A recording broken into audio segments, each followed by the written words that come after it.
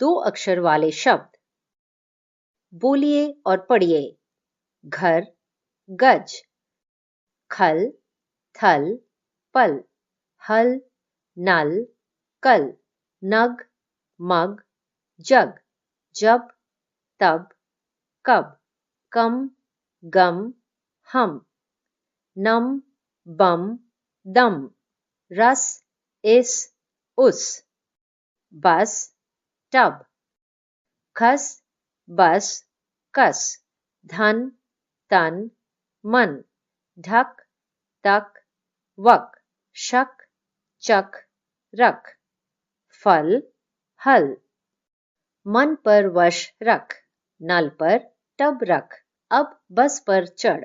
खटखट मत कर। रथ पर चढ़। छत पर चढ़। यह मत कह।